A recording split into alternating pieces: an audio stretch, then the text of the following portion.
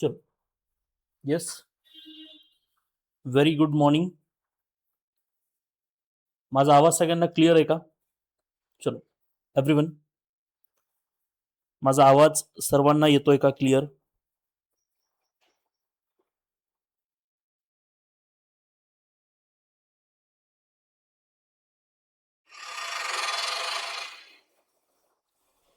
Okay, चला पटकन सगळ्यांनी सेशनला जॉईन करायचंय. Just a minute.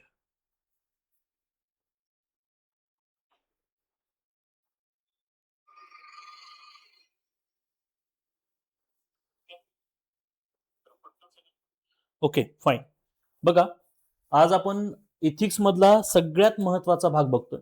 खरं तर इथिक्स काय आहे आणि इथिक्सचा नेमका सिलेबस कसा आहे याच्याविषयी आपण आपला डेमो क्लास 1 जो आहे त्याच्यामध्ये आपण सगळी माहिती पाहिलेली आहे. आताच्या सेशनमध्ये आपण दोन गोष्टी बघणार आहोत. सगळ्यात पहिला मुद्दा की हा जो इथिक्स विषय आहे, या इथिक्स विषयाला सुरुवात करत असताना खरं तर मी मागच्या सेशनमध्ये तुम्हाला जे काही 8 टॉपिक सांगितले होते ते टॉपिक्स एकदा व्यवस्थित बघा. ज्यांनी कुणी अगोदरचं सेशन पाहिलेलं नसेल त्यांनी कृपया ते सेशन एकदा व्यवस्थित पद्धतीनं बघा, म्हणजे तुम्हाला त्याच्यामध्ये अजून जास्त काही पद्धतीनं कळू शकतो. आता मुद्दा हा आहे की इथिक्स ज्यावेळेस आम्ही सुरू करतोय, तुम्ही बिगिनर्स आहात किंवा तुम्हाला इथिक्स मध्ये जास्त अजून काही माहिती नाही, सिलेबस फक्त ओळख आहे.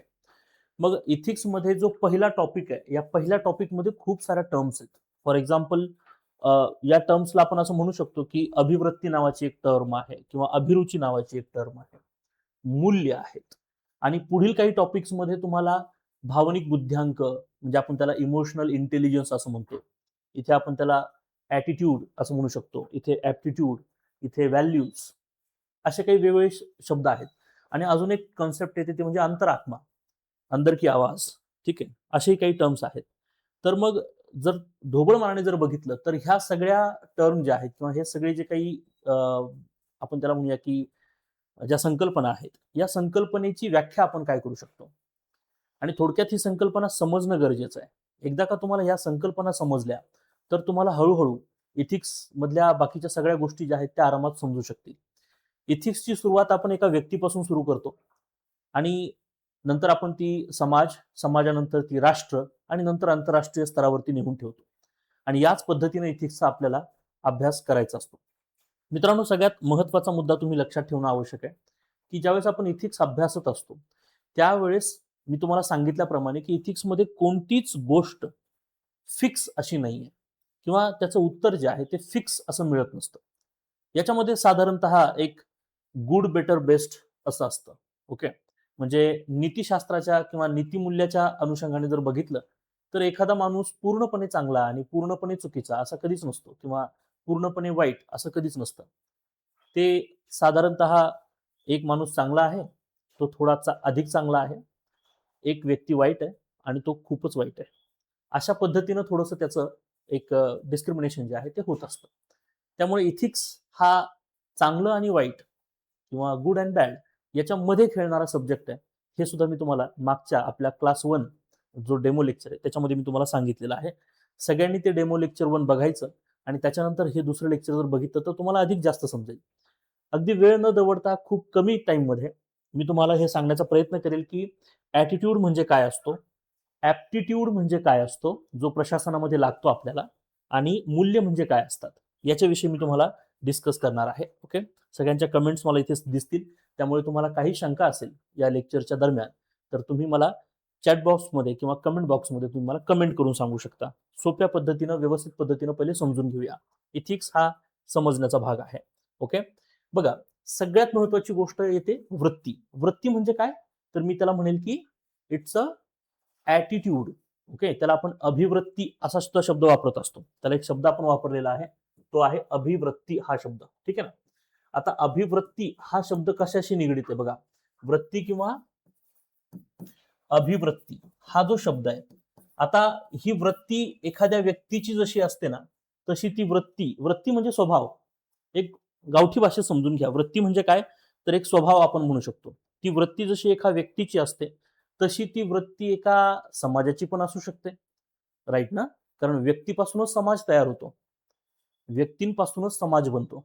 एका व्यक्तीचा स्वभाव ते पुढे जाऊन त्या समाजाचं नेचर आणि पुढे ते कल्चर बनत असतं.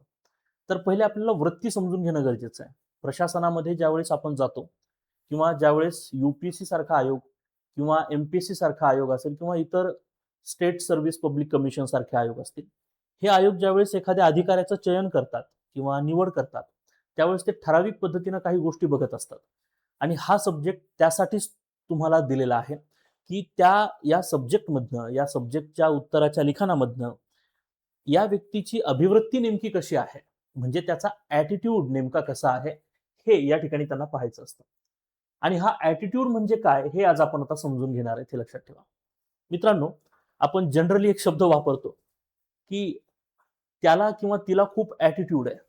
आपल्या बोलीभाषेमध्ये ॲटिट्यूड याचा अर्थ ज्यावेळेस आपण बघत असतो, त्यावेळेस आपण सहज म्हणत असतो की त्याला किंवा तिला खूप जास्त ॲटिट्यूड आहे.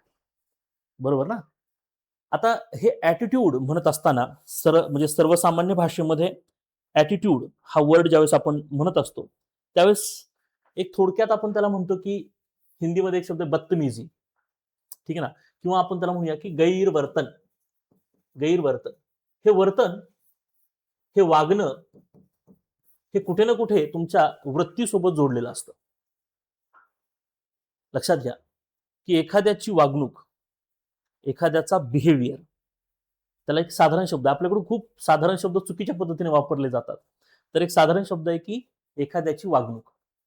मग आपण एखाद्याची वागणूक, त्या वागणुकीवरून ठरवतो की हा व्यक्ती चांगला आहे की वाईट आहे. बरोबर ना? बघा बरं का, एक खूप महत्वाचा मुद्दा मी तुमच्याशी इथं डिस्कस करणार आहे मित्रांनो. ज्यावेळेस आपण एखादी वागणूक असं बघतो, वागणूक असं म्हणतो, एखाद्या व्यक्तीची वागणूक, ठीक आहे, तर त्या व्यक्तीची ज्यावेळेस मी वागणूक म्हणतो, त्या वागणुकीवरून मी एकतर तो व्यक्ती पॉझिटिव्ह आहे म्हणजे चांगला आहे असं पण म्हणू शकतो, आणि तो व्यक्ती निगेटिव्हली म्हणजे थोडासा वाईट आहे असं पण म्हणू शकतो.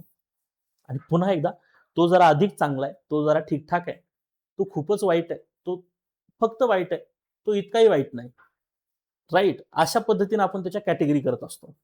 ठीक आहे. परंतु ह्या सगळ्या कॅटेगरी करत असताना तुम्ही हे लक्षात घ्या की तुम्ही ह्या कॅटेगरी करताय कशावरनं? त्या व्यक्तीच्या वागणुकीवरनं. आणि एखाद्या व्यक्तीची वागणूक ही त्याच्या विचाराने असते का? तर हो, विचार, त्या विचारावरूनच त्याचा आचार किंवा वागणूक असते. बरोबर ना? ठीक आहे ना? म्हणजे एखाद्या व्यक्तीचं विचार काय आहे, तो कसा विचार करतो, त्याच्यावरून त्याचं आचरण ठरतं, त्याची वागणूक ठरते. म्हणजे साहजिक आहे की मी जर खूप जास्त निगेटिव्हली थिंक करत असेल, निगेटिव्ह विचाराने राहत असेल, मला इतरांविषयी हमेशा तिरस्कार निर्माण होत असेल, तर माझी वागणूक हमेशा चिडचिडीपणाची असेल किंवा मी खूप जास्त शीघ्रतापी असू शकतो. माझ्यामध्ये खूपच जास्त अहंकार असेल, अहंभाव असेल, ठीक आहे, तर मी दुसऱ्यांचा द्वेष करू शकतो, म्हणजे मी निगेटिव्हली असू शकतो. आता हे निगेटिव्ह पॉझिटिव्ह ज्यावेळेस मी ठरवत असतो, थोडासा बारकाईने लक्षात घ्या, हे निगेटिव्ह पॉझिटिव्ह मी जे ठरवत असतो त्याचे काही नियम असतात, आणि हे नियम तुम्ही किंवा मी असं ठरवलेले नसतात. हे नियम ठरवलेले असतात समाज व्यवस्थेनं, म्हणजेच समाजानं. समाजामध्ये एखादा व्यक्ती चांगला आहे आणि एखादा व्यक्ती वाईट आहे असं तेव्हाच म्हणलं जातं ज्यावेळेस तो समाजाच्या चांगल्या नियमांसारखं वागतो, तर तो व्यक्ती चांगला आहे.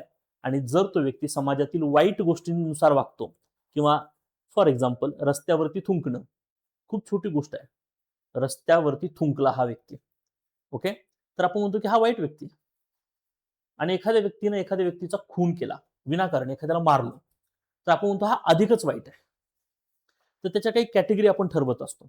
म्हणजे थोडक्यात काय, तर तुमची जी वृत्ती किंवा अभिवृत्ती जी आहे, ही वृत्ती ही तुमच्या विचारातून घडते. हे तुमचे विचार तुमच्या संगोपनातून तयार होतात. संगोपन म्हणजे तुमचं पालन पोषण, ओके. म्हणजे साहजिक आहे ना की तुमचे मूल्य तयार होतात त्या तुमच्या संगोपनातून. तुमचे काही इथिक्स तयार होतात, त्याला आपण इथिक्स वर्ड वापरतो, खरं तर त्याला मूल्य असं म्हणलं पाहिजे, व्हॅल्यूज असं म्हणलं पाहिजे. त्याच्यावर तर पण मी येणारच आहे. पण एक लक्षात घ्या की तुमच्या संगोपनातून तुमची मूल्य तयार होतात, तुमच्या मूल्यातून तुमची विचार क्षमता असते, आणि तुमच्या विचार क्षमतेतून तुमची वागणूक ठरते. आणि ह्या वागणुकीच्या आधारावर आपण एखादा व्यक्ती चांगला आहे की वाईट आहे हे ठरवू शकतो. तुम्ही सहमत आहात या मताशी? तुम्ही या मताशी सहमत आहात का? आणि जर तुम्ही या मताशी सहमत असाल, तर मित्रांनो, हा जो मुद्दा आहे तो तुम्हाला समजायला खूप सोपं होईल.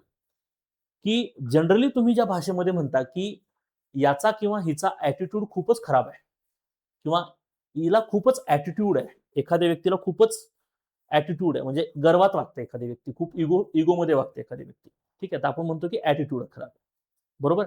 पण एक्झॅक्टली ऍटिट्यूडचा अर्थ तसा होत नाही.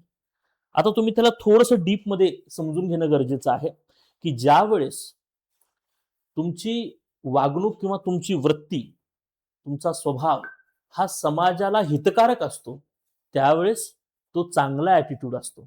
म्हणजे आपण काय म्हणू शकतो, ऍटिट्यूड म्हणजे अभिवृत्ती जी आहे ती दोन प्रकारची असू शकते. किती प्रकारची असू शकते अभिवृत्ती? दोन प्रकारची असू शकते. एक चांगली अभिवृत्ती, एक वाईट अभिवृत्ती. पण जनरली आपण जी कन्सिडर करतो ती कोणती अभिवृत्ती असते? चांगली वृत्ती असते. आणि प्रशासनामध्ये जो अधिकारी घ्यायचा आहे तो एक व्यक्तीच आहे, बरोबर ना. तर त्या व्यक्तीची अभिवृत्ती कशी आहे, त्या व्यक्तीची वृत्ती कशी आहे, त्या व्यक्तीचा ऍटिट्यूड कसा आहे, हे तपासणं गरजेचं आहे. आणि म्हणून म्हणलं गेलं बघा की वृत्ती म्हणजे काय, तर एखाद्या व्यक्तीचा विचार करण्याची, अनुभवण्याची आणि वागण्याची पद्धत काय आहे.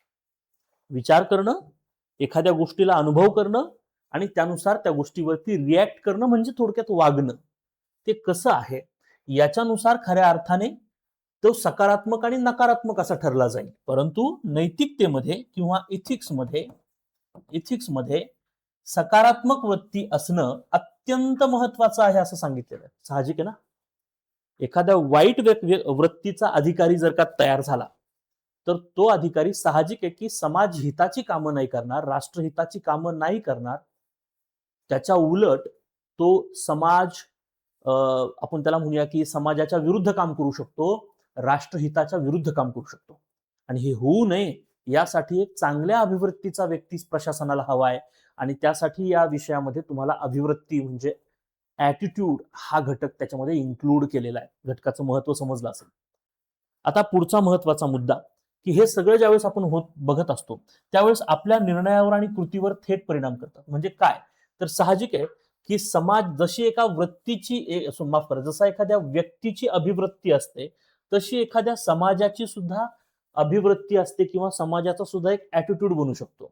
आणि हा ऍटिट्यूड कुठे ना कुठेतरी आपण घेत असलेल्या निर्णयावरती किंवा एक अधिकारी म्हणून ज्यावेळेस आपण एखादा निर्णय घेत असतो किंवा आपण एखादी कृती करत असतो त्या निर्णयावरती आणि कृतीवरती सहज त्याचा परिणाम पडू शकतो. आणि म्हणून किंवा त्या अधिकारी त्याच्या ऍटिट्यूड मधून जर एखादा निर्णय घेत असेल, खरं तर ऍटिट्यूड मधून निर्णय घ्यायचाच नसतो. एका अधिकाऱ्यानं त्याच्या ऍप्टिट्यूड वरून निर्णय घ्यायचा असतो, ते मी तुम्हाला पुढे सांगेल. तर एखादा अधिकारी जर त्याच्या ऍटिट्यूड मधून निर्णय घेत असेल तर तो निर्णय समाजासाठी परिणामकारक ठरू शकतो आणि शक्यतो त्याच्यामध्ये चान्सेस असतात की तो निगेटिव्हली इफेक्ट करेल, निगेटिव्हली परिणाम करेल. लक्षात येते तुमच्या. म्हणजे थोडक्यात काय, तर आपण त्याला म्हणू शकतो की एखाद्या व्यक्तीचा समाजाप्रती पॉझिटिव्ह अप्रोच असणं किंवा एखाद्या व्यक्तीचा असा ऍटिट्यूड जो समाज हितासाठी आहे. माझ्या शब्दाकडे लक्ष द्या. एखाद्या व्यक्तीचा असा ऍटिट्यूड जो समाज हितासाठी आहे, त्या व्यक्तीच्या त्या ऍटिट्यूडला एक शब्द विचारात घेऊ शकतो, that is his social attitude. त्याचा काय आहे, सामाजिक वृत्ती आहे त्याची. ती काय आहे, सामाजिक वृत्ती आहे, सोशल ऍटिट्यूड आहे असं आपण त्याला म्हणू शकतो. राईट. म्हणून बघा, सकारात्मक वृत्ती असलेली व्यक्ती कठीण परिस्थितीत सुद्धा नैतिक मार्गाने चालत असते. का? कारण त्याचा ऍटिट्यूड तसा असतो, चांगला असतो. वाईट ऍटिट्यूड असलेला व्यक्ती कधीच नैतिकतेवर चालणार नाही. इतकं तर तुम्हाला सहज पटत असेल मी काय सांगतोय त्याचं.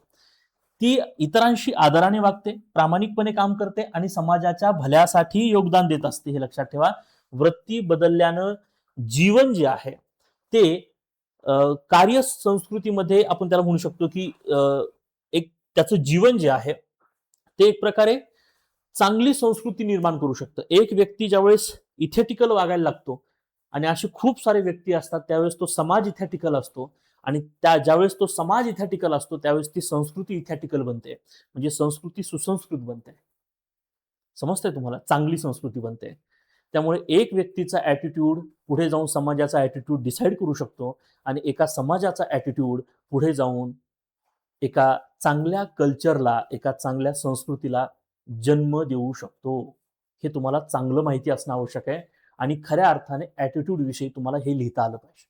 ज्यावेळेस केव्हा तुम्हाला ऍटिट्यूड विषयी प्रश्न विचारला जाऊ शकेल, ओके, ज्यावेळेस तुम्हाला ऍटिट्यूड विषयी क्वेश्चन विचारला जाऊ शकेल, त्यावेळेस तुम्ही त्याचं उत्तर देताना हमखासपणे हे लक्षात ठेवा की ऍटिट्यूड मध्ये तुम्हाला सुरुवातीला हे टर्म्स लिहिता आले पाहिजे, इंट्रो मध्ये तुम्हाला हे टर्म्स लिहिता आले पाहिजे.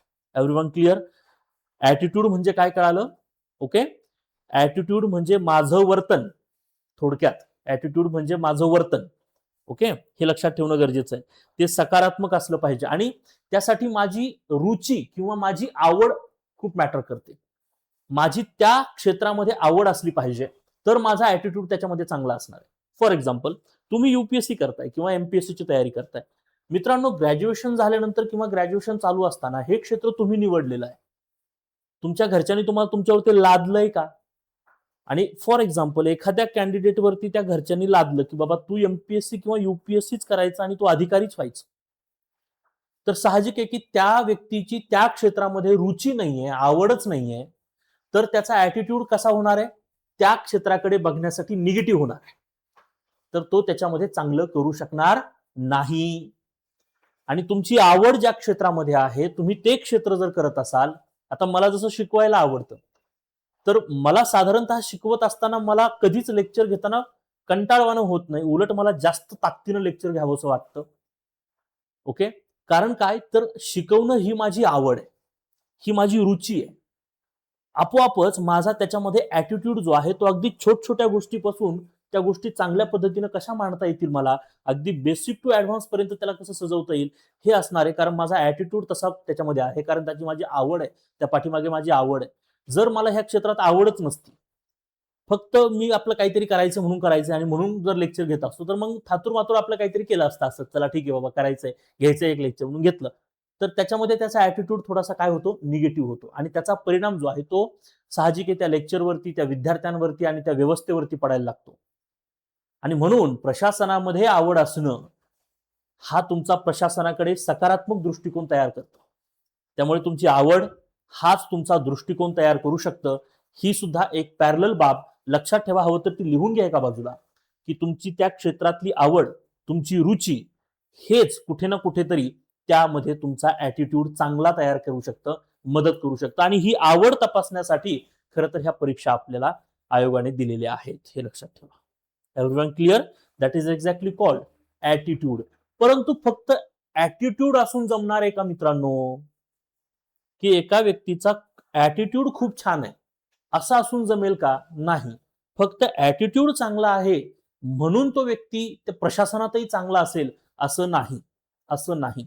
मी काय शब्द वापरला, की फक्त ऍटिट्यूड असून जमणार नाहीये. फक्त ऍटिट्यूड चांगला असून प्रशासनात तुम्हाला चांगलं कार्य करता येणार नाहीये. त्यासाठी दुसरी टर्म येते आणि ती टर्म म्हणजे काय, तर अभिवृत्ती, किंवा आपण त्याला म्हणू शकतो, माफ करा इथे अभिरुची असं म्हणूया. अभिवृत्ती म्हणण्यापेक्षा अभिरुची असं म्हणूया.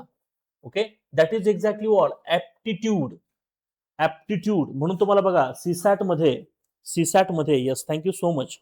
सीसॅट मध्ये तुम्हाला सिव्हिल सर्व्हिस ऍप्टिट्यूड टेस्ट असं म्हणलेलं आहे, राईट ना? एक्झाम मध्ये बघा सीसॅट मध्ये काय म्हणलेलं आहे, सिव्हिल सर्व्हिस ऍप्टिट्यूड टेस्ट. दिस ऍप्टिट्यूड, तो जो ऍप्टिट्यूड आहे तो तुमच्या ऍटिट्यूड मधूनच येतो, नो डाऊट. त्या क्षेत्रामधली तुमची अभिरुची, अभि म्हणजे स्वतः त्या व्यक्तीविषयी, त्या व्यक्तीची त्या क्षेत्रामधली रुची, आवड, ती त्याचा एक ऍटिट्यूड दिसतो त्याच्यामध्ये. म्हणजे त्या व्यक्तीचा ऍटिट्यूड तपासण्यासाठी मला सिव्हिल सर्व्हिस ऍप्टिट्यूड टेस्ट करावी लागेल.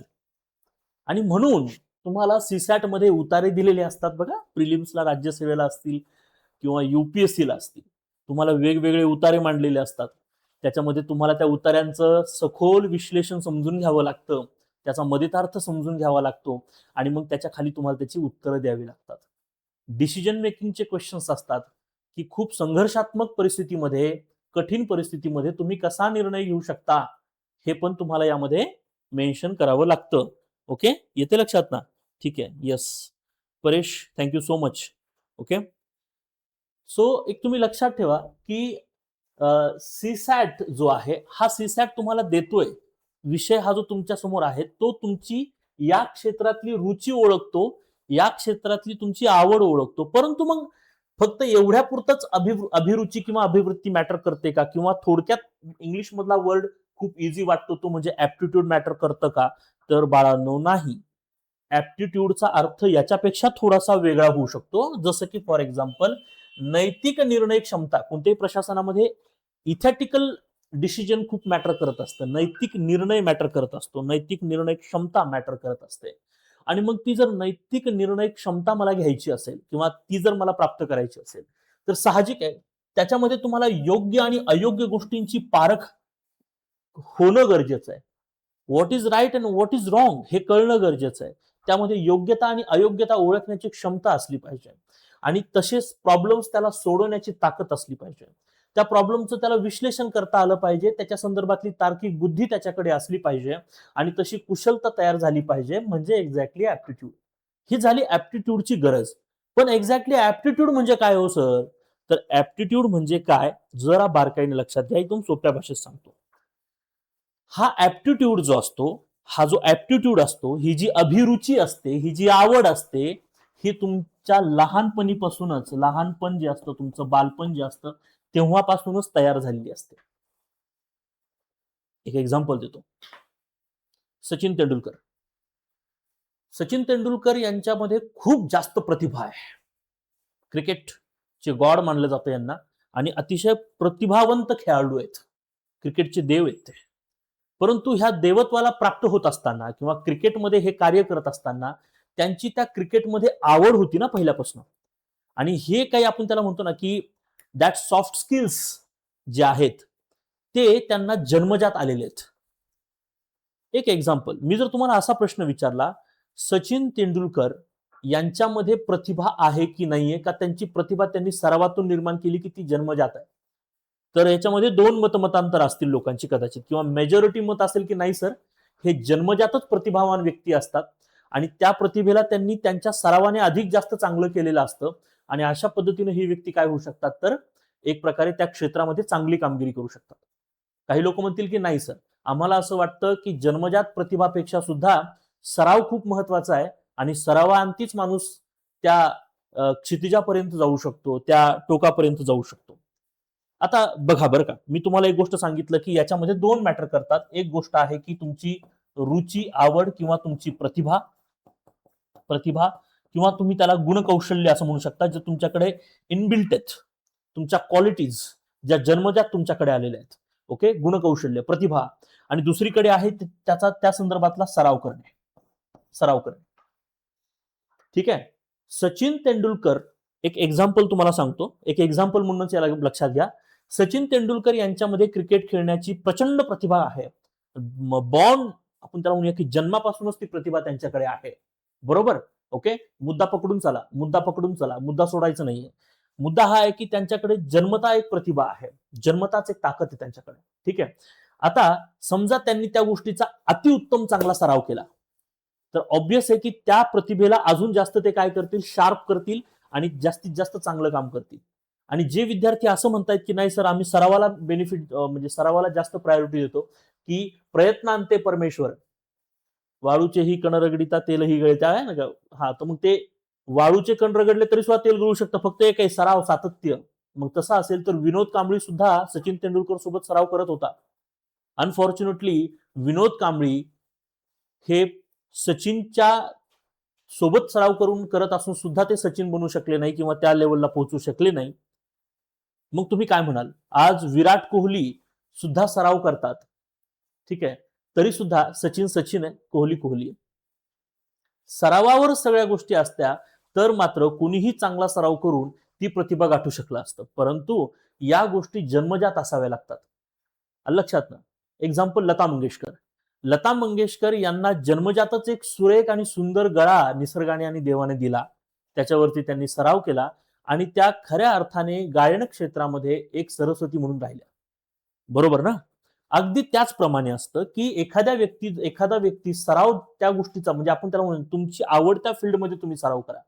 तुम्हाला तुमची फील्ड कळली पाहिजे आणि ती फील्ड तुम्हाला तुमच्या अभिरुचीतून कळली पाहिजे, तुम्हाला तुमच्या प्रतिभेतून कळली पाहिजे. तुमच्यातली प्रतिभा ओळखता आली की तुम्ही त्यामध्ये सराव केला की तुम्ही त्या क्षेत्रामध्ये टॉप मोस्ट लेवल गाठता. राईट. मग आता पुढचा महत्वाचा मुद्दा याच्यामध्ये हाच आहे की ज्या वेळेस सचिन सारखा व्यक्ती, आता एक थोडस आपण त्याला निगेटिव्हली बघूया. सचिन सारखा व्यक्ती आहे, खूप मोठी प्रतिभा आहे, क्रिकेट खेळण्याची खूप क्षमता आणि ताकद आहे, जबरदस्त ताकद आहे, खूप मोठी क्षमता आहे याच्यामध्ये, बरोबर. परंतु परंतु परंतु सचिनला कुणी हातामध्ये बॅटच दिली नसती. सचिनला सचिनच्या घरच्यांनी सांगितलं असतं की लोकांच्या खिडक्या फोडल्यात तू क्रिकेट खेळून, याच्यानंतर क्रिकेट खेळायचं नाही, छड्या मारल्या असत्या. आणि सचिनचं नंतर लक्ष गेलं असतं की बाबा लोक गोट्या खेळतायत, है ना, मग ते गोट्या खेळल्या असत्या त्यांनी समजा.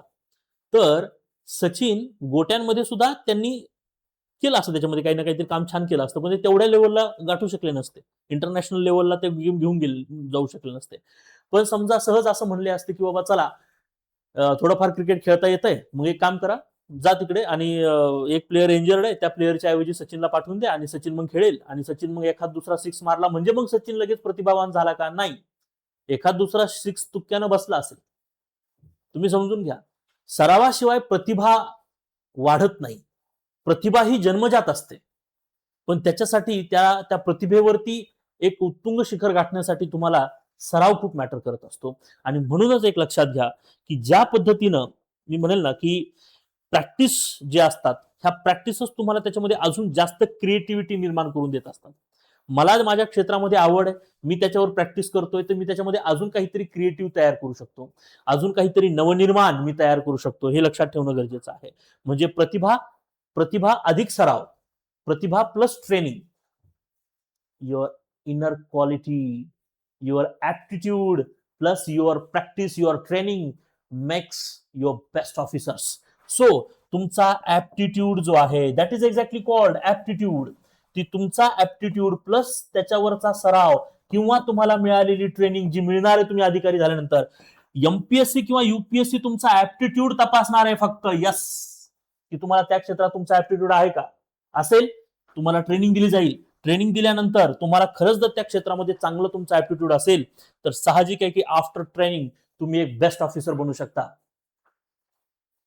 तुम्ही एक प्रामाणिक, इमानदार आणि कार्यशील अधिकारी बनू शकता. तुम्ही महानतेला प्राप्त होऊ शकता. हे लक्षात ठेवणं खूप गरजेचं आहे. Right. Okay, that is exactly called अभिरुची, ऍप्टिट्यूड. आणि मग तुमची अभिरुची म्हणजे काय, तर तुमच्या मधले गुणकौशल्य. आणि म्हणून इथं म्हटलंय बघा, कौशल्य विकास म्हणजे सतत शिकण्याची तयारी असणं, आणि ही तयारी तुमच्यातील ऍप्टिट्यूड मधूनच येत असते, हे लक्षात घ्या. नैतिक मूल्यांशी सुसंगत निर्णय घेण्याची तीक्ष्ण आणि बुद्धिमत्ता आणि व्यावहारिक कौशल्याचं यामध्ये आवश्यकता असते.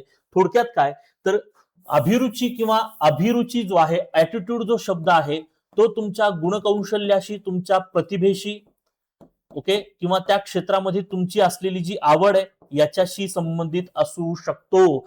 आणि आणि ऍटिट्यूड हा जो शब्द आहे, ही तुमची वागणे, आणि ते पण पॉझिटिव्हली वागणं समाजाच्या हिशोबाने, that is your exactly what attitude असू शकतो. ऍटिट्यूड समजला, ऍप्टिट्यूड समजला, ओके, कळालं सगळ्यात सोप्या भाषेमध्ये की ऍटिट्यूड म्हणजे काय, ऍप्टिट्यूड म्हणजे काय. तर आता मी पुढच्या अतिशय महत्वाच्या मुद्द्याकडे येऊ शकतो, आणि तो म्हणजे व्हॅल्यूज किंवा मूल्य. आता ते काही जन्मजात नसतात, ते हळूहळू तयार होत असतात. ह्या व्हॅल्यूज ज्या असतात ह्या कधीही जन्मजात नसतात, कारण एखाद्या लहान बाळाला काय व्हॅल्यूज असणार आहेत, नो व्हॅल्यूज. ओके, या व्हॅल्यूज त्या व्यक्तीच्या संगोपनातून, त्याच्या पालन पोषणामधून तयार होत असतात. म्हणून बघा, पहिल्या टॉपिक मध्ये घटक दिलेला आहे त्यांनी, की व्हॅल्यूज बिल्ड होण्यासाठी किंवा मूल्य विकसित होण्यासाठी समाज, कुटुंब आणि शिक्षण व्यवस्था यांचं काय योगदान आहे, हे सुद्धा पहिल्या टॉपिक मध्ये दिलेलं आहे तुम्हाला. आणि त्याच्यावर तर आपण बोलणारच आहे पुढच्या काही घटकांमध्ये, काही लेक्चर्स मध्ये. पण सगळ्यात महत्वाचा मुद्दा लक्षात घ्या की मूल्य म्हणजे काय. ज्यावेळेस क्वेश्चन तुम्हाला मूल्य आधारित विचारला जाऊ शकतो, त्यावेळेस तुम्हाला मूल्य म्हणजे काय हे विचारात घ्यावं लागू शकतं. कारण याचा इंट्रो तुम्हाला लिहिता आला पाहिजे मित्रांनो.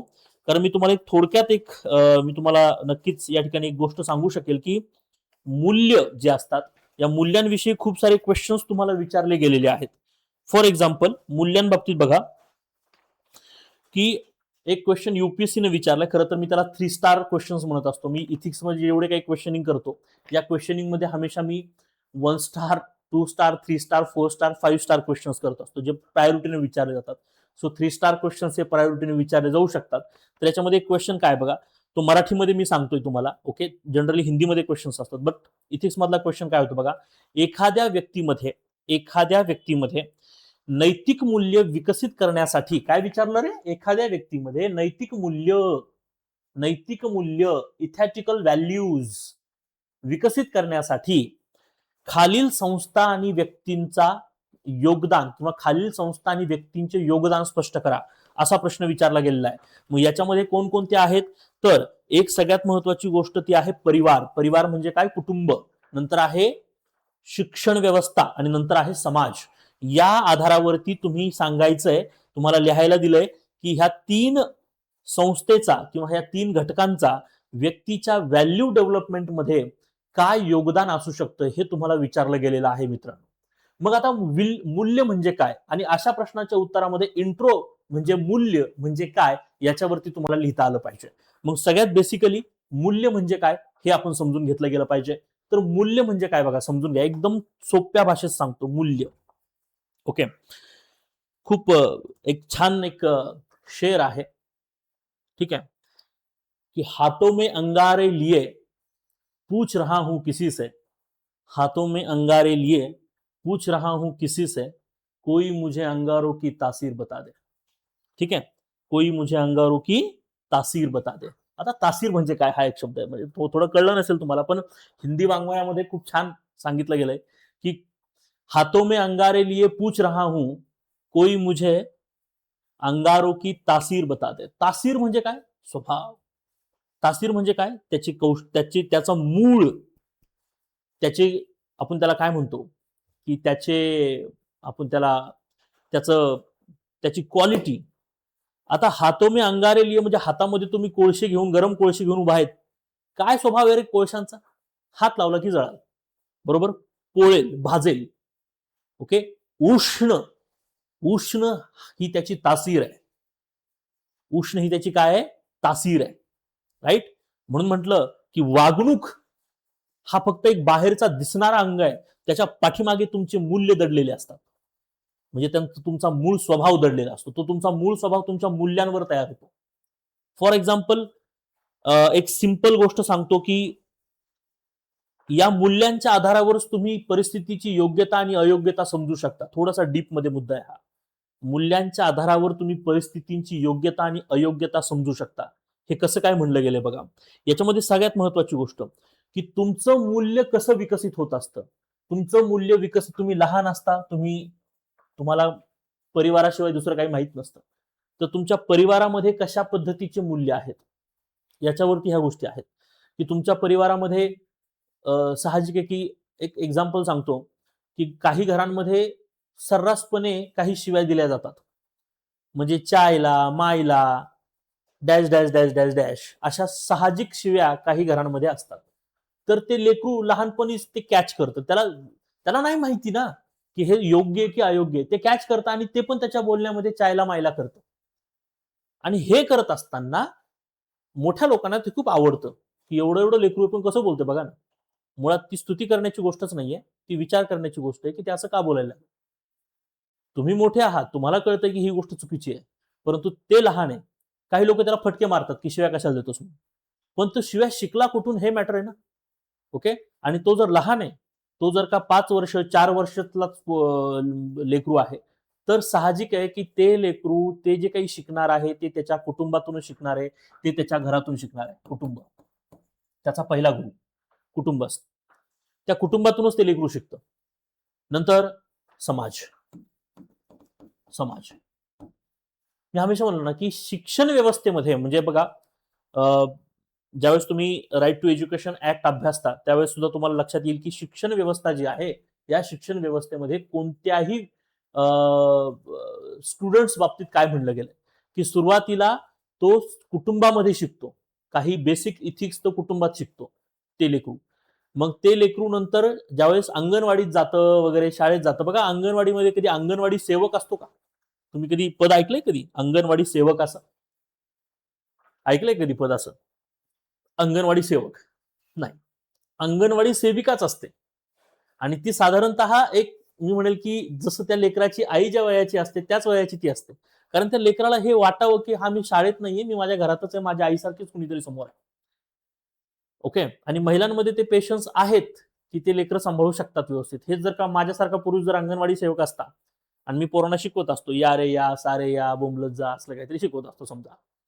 त्यातून एक लेकरू शेंबूड पुसतंय, एक लेकरू तिकडच बघायला लागलंय, एक लेकरून कविता चालू असतानाच बाहेर चाललंय आणि मला सगळ्यांना सांभाळायचंय, नाही होणार ते शक्यच नाहीये. माझा पेशन्स लेवल बिघडून जाईल.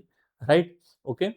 कारण ते लेकरू मला बघून कम्फर्टेबल फीलच करत नाही. कारण त्याच्या कुटुंब व्यवस्थेमध्ये सांगितलं की ते लेकरू खूप कम्फर्टेबल आहे त्याच्या आईसोबत. तर साहजिक आहे की त्याच्या आईसारखी पुढे कुणीतरी उभा असली की त्याला असं वाटेल की हा, ह्या अंगणवाडी ज्या काही बाई आहेत त्या माझ्या आईसारख्याच आहेत आणि तेव्हा ते कम्फर्टेबल फील करायला लागेल मित्रांनो. राईट? ओके. आणि म्हणून हे समजून घेणं गरजेचं आहे की कुटुंबानंतर सगळ्यात महत्वाचा रोल जो असतो तो रोल असतो शिक्षण व्यवस्थेचा. परंतु कुटुंब मधून शिक्षण व्यवस्था म्हणजे औपचारिक शिक्षण व्यवस्था जी आहे, शाळा वगैरे, कॉलेजेस वगैरे, ते लेकरू ज्यावेळेस कुटुंबातून निघतं आणि शाळेत जातं, तो प्रवास करत असताना ते समाजाचा प्रवास करतो. ते बघतं की रिक्षावाला कसा आहे, स्कूल बसवाला कसा आहे, स्कूल बसवाला मस्त गाणे ऐकतोय, जब प्यार किया तो डरना क्या वगैरे वगैरे असले गाणे ऐकतोय. तर ते त्याला नाही कळत हे प्यार काय आहे, डरना क्या आहे. पण ते हळूहळू तशी स्टाईल मारायला लागतं.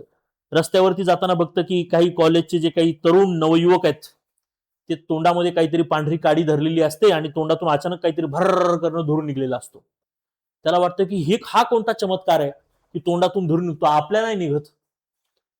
बरोबर. आणि मग हे असं काही करत असताना ते लेकरू बघतं आणि त्यालाही वाटतं की हे काय आहे नेमकं. आणि नंतर त्याला कळतं की आपले वडील सुद्धा बऱ्याच वेळेस तोंडातून धूर काढतात. हा धूर तोच तर नव्हे. क्या वो वही धुआं है जो धुआं धुआं होता है. ते विचार करायला लागतं की हाच तो धूर. आणि मग ते हळूच ते प्रयत्न करायला लागतं, त्याची क्युरियोसिटी जागी व्हायला लागतं की हा धूर कशाचा आहे. मला सांगा त्याची क्युरियोसिटी चुकीच्या गोष्टीकडे जागी झाली की नाही. म्हणून कुटुंबाची जशी जबाबदारी आहे की एका लेकराला चांगलं नैतिकता देणं, त्याच पद्धतीनं ज्या पद्धतीनं औपचारिक शिक्षण पद्धतीची नैतिकता देणं ही जबाबदारी आहे. आणि मी म्हणतो की शिक्षण व्यवस्था ही खरंच चांगल्या पद्धतीनं नैतिकता देत असते. कोणत्याही शिक्षण व्यवस्थेमध्ये वाईट शिक्षण दिलं जात नाही. परंतु समाज व्यवस्था जी आहे ही समाज व्यवस्था सर्रासपणे त्या मुलांना नकळतपणे काही गोष्टी वाईट पद्धतीने शिकवत असते आणि त्याच्यातून त्याची मूल्य ठरत असतात. त्याच्यातून त्याची काय ठरत असतात, मूल्य ठरत असतात. हे लक्षात ठेवा. ओके.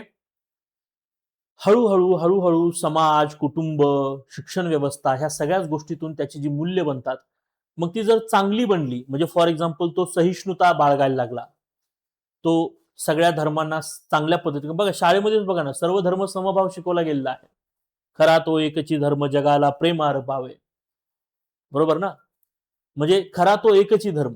एक धर्म काय कोणता आहे, एकच धर्म आहे, तो म्हणजे काय, माणुसकी आणि जगाला प्रेम अर्पण करणे.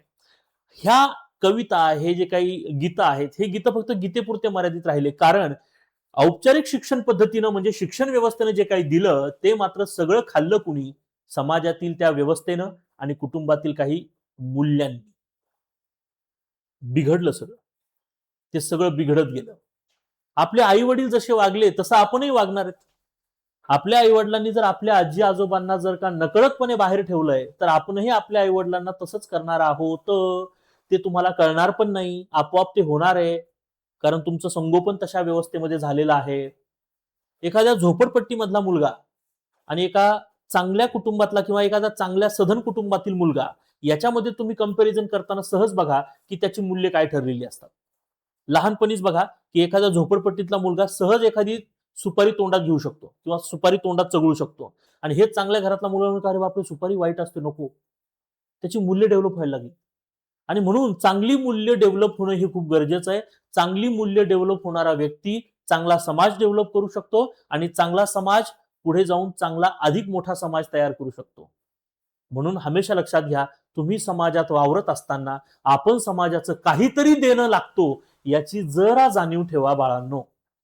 मी बस स्टॉपवर उभा आहे, मित्रांसोबत उभा आहे, टहाळक्या देत टाळ्या मारतोय, हसतोय, चायला मायला शिव्या देतोय, साईडला ताई वर्ग, महिला वर्ग उभा आहे, लहान लहान लेकरं बसची वाट बघतायत आणि ती तुमच्याकडे बघतायत. महिला वर्ग थोडासा अनकम्फर्टेबल होतोय. यू फील लाईक की मी अशा काही पद्धतीनं कृती करून मी स्वतःला खूप काहीतरी हिरो टाईप समजू लागलोय. ते मुळात आमच्या बॉलिवूड वगैरे अशा इंडस्ट्रीने तर खूप जास्त केलंय ते, की तेरा ध्यान किधर है, तेरा हिरो इधर है, असल्या पद्धतीचे गाणे नकळतपणे आम्हाला एक प्रकारची बिभत्सता आणि एक प्रकारचा टुकार ऍटिट्यूड शिकून गेलेत, पण आम्हाला ते चांगले वाटायला लागले. मुळात मुद्दा हा आहे की मूल्य ज्यावेळेस विकसित होत असतात त्यावेळेस मूल्य विकासामध्ये ह्या गोष्टी मॅटर करतात. समाज तितकाच मॅटर करतो मूल्य विकासामध्ये. समाजाचं मूल्य हे व्यक्तीच्या मूल्यावरती हावी होऊ शकतं. ते लहान लेकरूला कळतं की ओके फाईन, हे अशा पद्धतीनं टाळ्या वगैरे मारणं, मित्रांमध्ये मोठमोठ्याने बोलणं, असल्या काहीतरी विचित्र शिव्या देणं, असा काहीतरी ऍटिट्यूड करणं, हातवारे करणं, त्याला वाटतं की ओके सगळ्यांचं लक्ष त्या मुलाकडे गेलंय ना, राईट, ओके त्या गँगकडे गेलं ना, राईट, देन मग काय, मी पण असं केलं तर माझ्याकडे पण सगळेजण लक्ष देतील, मग ते पोरग सुद्धा तशी स्टाईल मारायला लागतं बघा शाळेत असताना. झालं कार्यक्रम, झाला तो पण त्या समाज व्यवस्थेचा भाग. लक्षात. तर त्या प्रत्येक युवा तरुणांनी बघा, आपण स्वराज्यामध्ये जन्मलेली माणसं आहेत, छत्रपती शिवाजी महाराजांच्या स्वराज्यात जन्मलेली माणसं आहेत. नीतिमत्तेचं जिवंत उदाहरण, नीतिवंत, वरदवंत, यशवंत, कीर्तिवंत, जाणता राजा. छत्रपती शिवाजी महाराजांच्या बाबतीत हे का शब्द उद्गारले गेलेत की यशवंत, नीतिवंत, वरदवंत, हे असे शब्द उद्गारणं म्हणजे महाराज त्या स्तरावर आहेत. महाराज खरंच नीतिवंत होते, महाराजांची मूल्य खरंच चांगली होती, आणि आपण त्या स्वराज्यामध्ये जन्माला येऊन जर आपल्याला सामाजिक भान नसेल, सोशल अवेअरनेस नसेल, सामाजिक भान आपण ठेवत नसू, तर आपण उगत छत्रपती शिवाजी महाराजांचं नाव घेऊन गाजावाजा करण्यात काही अर्थ नाही मला असं वाटतं. आणि हे युट्यूबला बोलणं खूप गरजेचं आहे. हे लेक्चर फक्त युपीएससी आणि एमपीएससी वाल्या मुलांसाठी नाही, हे प्रत्येक नवतरुण मुलांसाठी माझं हे तळतळून सांगणं आहे की बाळांनो, तुम्ही तुमचे मूल्य जागे करा. समाजात वावरत असताना लक्षात ठेवा की लहान मुलं आसपास आहेत. तुम्ही जर का सिगरेट पिताय, तंबाखू खाताय, तर कृपया त्यावेळेस ते कृत्य करू नका. ते तुमच्या सवयी आहेत, तुम्ही तुमच्या बाळगा वेगळ्या व्यवस्थित, पण ते लेकरू बघतंय तुमच्याकडे. आपण कुठेतरी उभा आहोत, मित्रांना मोठ्या मोठ्याने शिव्या देऊन आवाज मारतोय, तुमच्या घरातल्या सुद्धा महिला वर्ग, तुमच्या घरात तुमचा महिला वर्ग, ताई वर्ग उभा आहे आणि तुम्ही तुमच्या मित्राला अशा आवाज द्याल का? सगळी नीतिमत्ता, सगळी नैतिकता तुमच्या घरात काय येते? ती नीतिमत्ता, ती नैतिकता समाजात पण आली पाहिजे, कारण हा समाज माझा आहे, हा देश माझा आहे, ही जनता माझी आहे, खरा तो एकच धर्म, जगाला प्रेम अर्पावे, ही माझी नीतिमत्ता आहे, ही माझे व्हॅल्यूज. मग चांगले व्हॅल्यूज कोणते?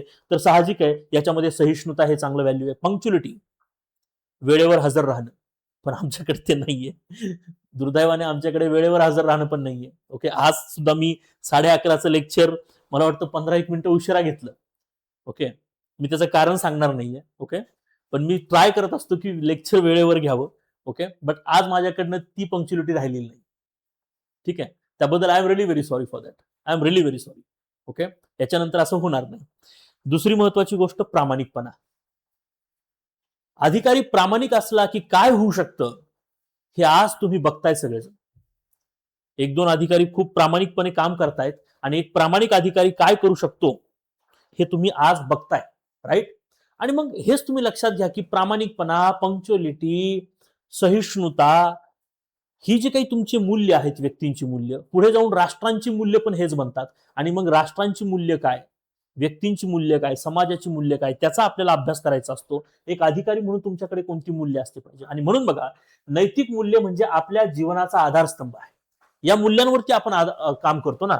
मला माहिती आहे की समजा मला वेळेवर पोहोचणं गरजेचं आहे, माझं मूल्य आहे की नाही, मी हमेशा वेळेवर जाणार, तर मी वेळेवरच पोहोचणार. मग पाऊस चालू असू तर काही असो, मी वेळेवरच जाणार, भिजत जाईल पण वेळेवर जाईल, हे माझं मूल्य आहे. मी भ्रष्टाचार करणार नाही, हे माझं मूल्य आहे. तर मी अजिबात भ्रष्टाचार करणार नाही. कुणी मला 10 कोटी द्या, 100 कोटी द्या, 150 कोटी द्या, आयुष्य सेटल करून द्या माझं, मी भ्रष्टाचार करणार नाही, नाही, नाही. एलिगेशन्स लाख लागतील, आरोप प्रत्यारोप होत राहतील, पण मला माहितीये मी कसा आहे. आणि ही ताकद जी आहे ना, मूल्यांची ताकद, ही खूप मोठी असते बाळांनो. आणि मूल्य जपायला शिका.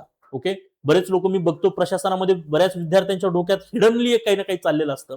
मी ज्यावेळेस काउन्सिलिंग करतो मुलांच्या, कुठं ना कुठेतरी बॅक ऑफ माइंड असं की सर मी प्रशासनामध्ये यासाठी येतोय की मला समाज व्यवस्था बदलायची. तुम्हाला काय बदलायचं नसते, तुम्हाला स्वतःला बदलायचं असतंय. ओके, बऱ्याच लोकांच्या डोक्यात हे असतं की चला बाबा, एक छान कार घेता येईल मला, एक छान घर बांधता येईल, गावाकडे सगळं सेटलमेंट होईल. बाय द वे, तुम्हाला जेवढा पगार आहे तेवढ्या पगारामध्ये तुम्ही वॅगनर घेऊ शकता. बाय द वे, तुम्हाला जेवढा पगार आहे त्या पगारामध्ये तुम्ही खूप मोठं लोन काढून घर बांधू शकता, पण तसं दिसत नाही. आज समाज व्यवस्थेमध्ये अधिकाऱ्यांच्या कार्स वगैरे, अधिकाऱ्यांची घरं वगैरे, हे जे काही झगमगाट चकचकाट बघतोय आपण, हे प्रश्न कधी कधी आपण आपल्याला आणि व्यवस्थेला विचारले पाहिजे. आज बरेचसे असे अधिकारी पण आहेत की ते अधिकारी असून सुद्धा त्यांचा इंटरेस्ट मात्र वेगळ्या क्षेत्रात आलेला आहे. अधिकारी म्हणून तुम्ही तुमचा 100%, आपण त्याला काय म्हणतो की प्रामाणिकपणा, मला त्या कामाबाबतीत माझा प्रामाणिकपणा आहे, मी शिक्षक आहे, मी स्पर्धा परीक्षेचा शिक्षक आहे, मी 100% माझा पूर्ण वेळ स्पर्धा परीक्षेच्या विद्यार्थ्यांसाठी देतो, शिकवण्यासाठी देतो, नवनवीन गोष्टी अंगीकारतो. तुम्ही अधिकारी आहात, तुम्ही पूर्ण वेळ प्रशासनातील कामासाठी दिला पाहिजे. पण नाही, बरेचसे अधिकारी मला असेही दिसत आहेत, आणि तुम्हालाही माहिती आहे, आणि हे विद्यार्थ्यांनीच क्रिएट केलंय, पुन्हा एकदा सांगतो, थोडस अधिकारवाणी आणि रागाने सांगतो, की बरेचसे अधिकारी असे आहेत की ते अधिकारी होऊन सुद्धा शिकवत बसतात. मग आम्ही काय करायचं बाळांनो? जर मग अधिकारी होऊन शिकवत बसले तर मग आम्ही बसतो मग टाळ वाजवीत, आली आता दिंडी, वारी आली, आता जातो आम्ही वारीला. जमतंय का? अधिकारी आहात, प्रशासनामध्ये 100% देऊन काम करा. तुम्ही काम करत नाही असं मी म्हणत नाही, प्रशासनामध्ये 100% कामाला वेळ द्या, तो तुमचा प्रामाणिकपणा. शिक्षकांनी शिकवावं, अधिकाऱ्यांनी अधिकार बजावत काम करावे, समाज व्यवस्था बघावी किंवा एक प्रशासकीय व्यवस्था बघावी, ह्या गोष्टी आहेत. नक्कीच त्यातून वेळ मिळतोय, नक्की करा. आणि आहेत काही अधिकारी की त्यातून वेळ काढून विद्यार्थ्यांसाठी मार्गदर्शन करताय, त्यांना खरंच खूप म्हणजे शुभेच्छा. उद्दिष्ट महत्वाचे आहेत, आणि हे उद्दिष्ट तुमच्या मूल्यांवर ठरतात. उद्दिष्ट कशावर ठरतात? मूल्यांवर ठरतात, हे लक्षात ठेवा. ओके, तर उद्दिष्ट हे हमेशा मूल्यांवरती ठरलेले असतात, आणि म्हणून मूल्य चांगले असणारा व्यक्ती, जसं की प्रामाणिकपणा हे मूल्य असणारा, सातत्यता हा मूल्य असणारा, आदर करणारा, करुणाभाव असणारा, न्यायशील असणारा, असे जे काही व्यक्ती असतात यांनाच आपण त्याला म्हणू शकतो की एक चरित्रवान व्यक्ती, जो चारित्र्य त्याला आहे असा व्यक्ती. आणि हाच व्यक्ती समाजामध्ये एक विश्वास जो आहे तो निर्माण करू शकतो, आणि असा अधिकारी आयोगाला हवाय. आणि म्हणून मूल्य चेक केले जात आहेत, हे लक्षात ठेवा. जीवनात नैतिक मूल्यांचं पालन केल्यानं आपले निर्णय योग्य दिशेने होऊ शकतात. मूल्य चांगली असली की निर्णय योग्य असतो, कारण उद्दिष्ट चांगलं असतं ना. किती सोपं आहे, समजलं सगळ्यांना? ओके, इतक्या सोप्या पद्धतीने हे सगळं तुम्ही समजून घेणं खूप गरजेचं आहे बाळांनो. आणि त्याच्यानंतरचा सगळ्यात महत्वाचा मुद्दा म्हणजे भावनिक बुद्धिमत्ता, इमोशनल इंटेलिजन्स. हा एक टर्म येतो तुम्हाला, त्याच्यावर एक सेपरेट टॉपिकच आहे इमोशनल इंटेलिजन्सचा. पण भावनिक बुद्धिमत्ता किंवा भावनिक बुद्ध्यांक नेमका काय आहे याच्याविषयी थोडंसं डिस्कस मी करेलच. आता इमोशनल इंटेलिजन्स किंवा भावनिक बुद्धिमत्ता, त्याच्या अगोदर थोडंसं इंटेलिजन्स म्हणजे बुद्धिमत्ता म्हणजे काय याच्याविषयी आपण थोडंसं बघूया. ओके, इंटेलिजन्स जो आहे याच्याविषयी थोडंसं मी डिस्कस करेन. भावनिक बुद्धिमत्ता नंतर बघूया, पण भावनिक बुद्धिमत्तेच्या अगोदर इंटेलिजन्स काय असतो हे समजून घ्या. कि मैं देख पा रहा हूं कि आपकी नजर कहां है. ठीक है ना, आप जहां तक देख पा रहे हो, मैं देख पा रहा हूं कि आप क्या सोच रहे हो. That is exactly what intelligence. Okay, एखादा व्यक्ती काय विचार करतोय किंवा एखाद्या व्यक्तीच्या बोलण्याचा अर्थ काय आहे हे बरोबर समजून घेणारा व्यक्ती, पटकन समजून घेणारा व्यक्ती, दॅट इज एक्झॅक्टली व्हॉट, त्याचं इंटेलिजन्स, त्याची बुद्धिमत्ता. आणि असाच प्रशासनामध्ये व्यक्ती लागत असतो, बरोबर ना. म्हणजे थोडक्यात असं की असा समजूतदारपणा, थोडक्यात अजून एक शब्द येतो त्याला, काय? समजूतदारपणा, समजूतदार, मॅच्युअर व्यक्ती. एक आपला कॉमन वर्ड आहे ना की ही सो मॅच्युअर्ड और शी इज सो मॅच्युअर्ड. ती किंवा तो खूप मॅच्युअर्ड आहे. म्हणजे काय की त्या व्यक्तीला लगेच कळतं की काय रिॲक्ट करायचं, त्या व्यक्तीला लगेच कळतं की समोरच्याला काय म्हणायचं, त्या पद्धतीनं तो व्यक्ती रिॲक्ट करतो. तो व्यक्ती त्याच्या स्वभावावरून लगेच म्हणजे त्याला जे वाटलं त्याच्यावरून तो लगेच रिॲक्ट करत नाही. त्याचं वर्तन हे हमेशा विचारपूर्वक असतं. That is exactly what intelligence. म्हणजे मला आता राग आलाय, पण मला हे कळलं पाहिजे की मला माझा राग कशा पद्धतीनं व्यक्त करता आला पाहिजे, ती व्यक्त करण्याचं योग्य माध्यम काय आहे हे मला समजलं पाहिजे. म्हणजे मी खरा इंटेलिजन्स, म्हणजे मी समजदार आहे. आलं लक्षात ना? कुठे बोलावं, कुठे बोलू नये, हे म्हणजे इंटेलिजन्स होय, हा म्हणजे समजदारपणा होय. ओके, कधी बोलावं, कधी बोलू नये, समजदारपणा आहे. सगळ्या गोष्टींचा प्रॉपरली तौलनिक अभ्यास करून त्याच्यानंतर स्वतःचं मत मांडणं, that is exactly what intelligence, that is exactly what बुद्धिमत्ता, दॅट इज एक्झॅक्टली व्हॉट समजदारपणा. ठीक आहे, ओके. समजदारपणा जो आहे, मग यामध्ये बघा स्वतःच्या भावना ओळखणे, आपल्या मनातील भावनांचा बघा भावना, विचार आणि प्रतिक्रिया यांची जाणीव ठेवणे, म्हणजे आपण म्हणू शकतो की स्वतःतील एक अंतरात्मा जो आहे किंवा स्वतःचा आवाज ऐकणे, थोडक्यात इतरांच्या भावना समजून घेणे, सहानुभूती पूर्ण त्या गोष्टी हँडल करणे, एक थोडक्यात मी म्हणेल की याला आपण इंटेलिजन्स असं म्हणू शकतो. आणि इट्स डिपेंड ऑन आयक्यू. बरं का, आयक्यू माहिती ना, आयक्यू, हा, हे सगळे आयक्यू वरती डिपेंड आहे. सामान्यपणे सर्वसामान्य आयक्यू जो आहे तो 90 ते 110 यामध्ये साधारणतः तुम्हाला सापडतो. म्हणजे जनरली तर माहिती असलं पाहिजे की 90 ते 110 मध्ये जो असतो तो सामान्य आयक्यू मानला जातो, सर्वसामान्य, तुमच्या आमच्यासारख्या सर्वसामान्य लोकांचा आयक्यू आहे. हा आयक्यू वाढवला जाऊ शकतो नक्कीच. ओके, काही गोष्टींचा जसं की इथिक्स सारख्या विषयांचा अभ्यास करून आपला हा आयक्यू वाढवता येतो. आणि याच्यामध्ये एक सगळ्यात इम्पॉर्टंट पॉईंट आहे की जर तुमचा आयक्यू जर 110च्या वरती असला तर आपण तुम्ही म्हणू शकतो की एक प्रकारे अधिक चांगल्या पद्धतीचा आयक्यू आहे असं म्हणलं जाऊ शकतं. ओके, म्हणजे ते पण मी तुम्हाला सांगेल की 110 ते 160 ते काय असं फिक्स नाहीये, पण एक साधारणतः 110 ते 160 मध्ये जर आयक्यू असेल तर साधारणतः तुम्हाला एक चांगला आयक्यू आहे असं होतं. काही लोकांचा एक्सेप्शन केस, काही लोकांचा आयक्यू 160 पेक्षा जास्त आहे. आणि हे कधीतरीच युगायुगातून एकदा जन्माला येतात हे लोक, जसं की स्वामी विवेकानंद. ओके, अशी जी मंडळी आहेत यांचा आयक्यू 160 पेक्षा जास्त आहे. याचा अर्थ ह्या लोकांना आपण त्याला म्हणूया की काही स्पेशल लोक आहेत, काही स्पेशल माणसं आहेत ज्यांच्यामध्ये अदम्य साहस किंवा अदम्य व्यक्ती आहेत, अदम्य समंजसपणा आहे यांच्यामध्ये. 160 पेक्षा जास्त आहे, येतं लक्षात ना. तर तुम्हाला हे लक्षात आलं पाहिजे की बुद्धिमत्ता किंवा इंटेलिजन्स काय प्रकार आहे. याच्यानंतरचा सगळ्यात महत्वाचा मुद्दा, याच्यानंतर मी तुम्हाला एका मुद्द्यावर घेऊन येणार आहे आणि तो म्हणजे कोणता, तर भावनिक बुद्धिमत्ता. आता इंटेलिजन्स तर कळाला, ओके, मग भावनिक बुद्धिमत्ता काय असते. भावनिक बुद्धिमत्ता काय, आता हा शब्द येतोय तर भावनिक, हे बघा लक्षात घ्या, भावनिक बुद्धिमत्ता आणि बुद्धिमत्ता किंवा इंटेलिजन्स आणि इमोशनल इंटेलिजन्स याच्यामध्ये खूप जवळचा संबंध आहे. इंटेलिजन्स जर कळाला तुम्हाला, एक थोडासा बेसिक फरक सांगतो की तुम इतना जो मुस्कुरा रहे हो क्या गम है जो तुम छुपा रहे हो. शेर ऐकला असेल सगळ्यांनी. तुम इतना जो मुस्कुरा रहे हो क्या गम है जो तुम छुपा रहे हो. एक शायर होता है जो अच्छी तरीके से दूसरों की भावनाओं की कदर कर सकता है और दूसरों की भावनाओं को समझ सकता है, सूझबूझ के उस भावनाओं की कदर कर सकता है, असं म्हणलं जातं. आणि एक शायर, एक कवी, एक कल्पक बुद्धीनं खऱ्या अर्थानं तो भावनिक बुद्ध्यांक जागा करू शकतो. आता कसं असतं बघा, हा जो भावनिक बुद्ध्यांकाचा जो भाग आहे, म्हणजे थोडक्यात की आपली आई, छान एक्झाम्पल आपली आई. ठीक आहे, मी माझ्या आईला जर मी असं म्हणलं की आई मला करमत नाही का, मला घरी यावं असं वाटतंय, ठीक आहे, असं ज्यावेळेस मी म्हणतो त्यावेळेस आईला हे तर कळतं की हा एकतर याला खरंच करमत नाहीये किंवा याला घरी यायचंय किंवा हा तिकडे काहीतरी मोठ्या प्रॉब्लेम मध्ये आहे आणि त्याला आता घरी घरची गरज आहे. हे आई माझ्या शब्दातून लगेच समजून घेते.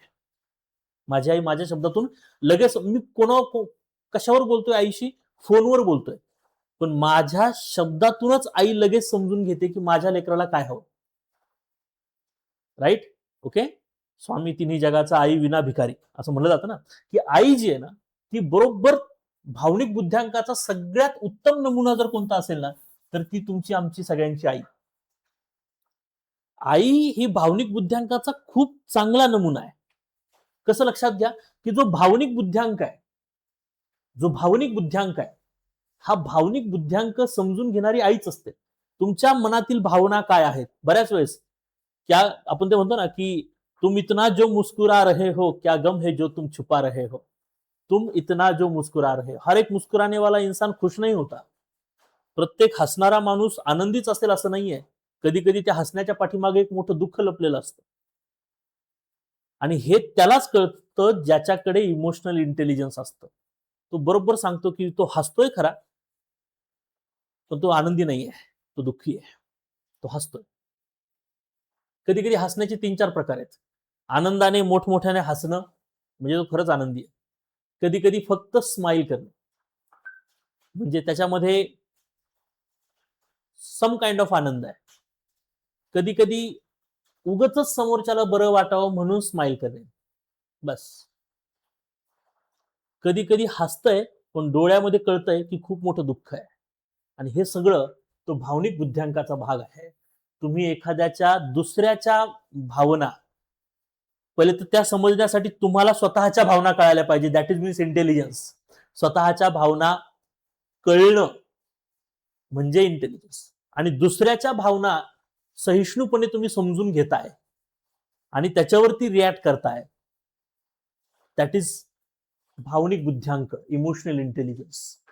की एखादा व्यक्ती खूप दुःखात आहे आणि तो आलाय की माझ्या आयुष्यात काही बरं झालेलं, तुमच्याकडे आलाय, तो फक्त तुमच्याशी चर्चा करतोय आणि तुम्हाला म्हणतोय की माझ्या आयुष्यामध्ये काही राहिलेलं नाहीये, माझं असं असं नुकसान झालंय, अमुक अमुक झालंय, तमुक तमुक झालंय, मला ह्या ह्या माणसांनी दगाफटका केलाय, असं केलंय तसं केलंय, काही खरं नाहीये, एकदम डिप्रेशन मध्ये गेलाय. अशा वेळेस तुम्ही फक्त त्याला एवढं जरी म्हणलात ना की मी काही प्रमाणात तुमची भावना समजू शकतो, तरी सुद्धा त्याला थोडंफार बरं वाटतं. आणि हे म्हणण्यासाठी ना तुमच्याकडे लागतो भावनिक बुद्ध्यांक. याच्याऐवजी तुम्ही त्याला असं म्हणलात, मग तुला कोण सांगितलं होतं त्यांच्यासोबत व्यवहार करायला, मग तू फसला आता, याचा अर्थ तुमचा भावनिक बुद्ध्यांक जो आहे तो शून्य. म्हणजे तुम्ही त्याला अजून डिप्रेशन मध्ये आणताय. एक तर आधीच तो डिप्रेशन मध्ये तुमची मदत घेण्यासाठी तुम्हाला काहीतरी सांगतोय आणि तुम्ही म्हणताय की मग मी तुला सांगितलं होतं ना आधी, मग तू असं कशाला करायचंस. मग तू मी तुला आधी सांगितलं होतं त्या लोकांसोबत तू नादी लागला, हे केलं ते केलं, तुम्ही त्याला ब्लेम करायला लागले. याचा अर्थ तुमचा भावनिक बुद्ध्यांक शून्य आहे आणि तिथं मॅटर बिघडणार आहे, तिथं प्रकरण चिघळणार आहे. तुम्ही प्रशासकीय अधिकारी, थोडंसं प्रशासकीय लेवलला बोलूया. तुम्ही प्रशासकीय अधिकारी आहात आणि एक जसं की आता समजा एका ज्या छोट्या मुलीवरती त्या नराधमानं बलात्कार केला, आता त्याला शिक्षा सुनावली गेली, अतिशय उत्तम आहे. तर तो जो आरोपी आहे, तो जो गुन्हेगार आहे, या गुन्हेगाराला तत्काळ फासावर लटकवा, अन्यथा त्याचा एन्काउंटर करा, असं म्हणून तो मोर्चा जो काढला गेला होता तो अगदी समाजाच्या भावना अगदी योग्य होत्या. त्या भावनेशी मी सहमतच आहे. ओके, की तशा नराधमांना जागेवर ठेचलं पाहिजे. बरोबर. हा झाला सामाजिक बुद्ध्यांकाचा भाग, हा झाला सामाजिक भावनेचा भाग. पण एक प्रशासकीय अधिकारी म्हणून ज्यावेळेस असा एखादा मोर्चा तुमच्या जवळ येतोय आणि त्यावेळेस तुम्ही म्हणलात की नाही नाही, तुम्ही मोर्चाची परमिशन काही घेतलेली नव्हती, जेवढा काही मोर्चा आहे तो सगळा लगेच पांगवा, लगेच पोलीस फोर्स लावून टाका आणि पळवा त्यांना. काय होईल माहितीये, तुमची नोकरी तर जाईलच जाईल, ते सोडा भाग, ती काही खूप मोठी गोष्ट नाहीये. पण तुम्ही समाजामध्ये खूप मोठा कलह आणि मोठा तिढा निर्माण करू शकता. तुम्ही फक्त प्रशासकीय अधिकारी आहात म्हणून तुम्हाला फक्त प्रशासकीय नियमानुसार चालायचं असं नसतं. तुम्हाला समाजाच्या भावना ओळखून घ्याव्या लागतील आणि त्यासाठी तुमच्याकडे भावनिक बुद्ध्यांक लागेल. तुम्हाला त्यातल्या 4-5 माणसांना, त्या परिवाराला बोलावं लागेल, त्यांना सांगावं लागेल की मी तुमच्या भावना तितक्या लेवलला नाही समजू शकत, पण साहजिक आहे की जे काही घडलंय ते माझ्या घरातल्या कोणासोबत जरी घडलं असतं तरी सुद्धा मी तुमच्यापेक्षा जास्त भयानक रिॲक्ट केलं असतं. तुम्ही तरी खूप संयमाने रिॲक्ट करताय. मी तुमच्यासोबत नक्कीच आहे, एक व्यक्ती म्हणून तर आहेच आहे, एक प्रशासकीय अधिकारी म्हणून पण तुमच्यासोबत आहे. मी माझा पूर्ण प्रयत्न करतो की समोरच्या व्यक्तीला जास्तीत जास्त कशा पद्धतीनं शिक्षा होऊ शकेल, पूर्ण प्रयत्न असतो. एवढं जरी तुम्ही बोललात ना तरी समोरच्या जमावाला हे कळतं की सदर अधिकारी खऱ्या अर्थाने आपल्यासाठी आहे आणि ते तुमच्याकडे यासाठी आलेत कारण त्यांना वाटतं की हे तुम्ही आहात, तुमच्याकडे ते अधिकार आहेत आणि तुम्हाला आम्ही ते करू शकता, किंवा तुम्ही लोकनेते आहात तर तुमच्याकडे ते पॉवर्स आहेत, आम्ही तुमच्याकडे ते मागणी करू शकतो.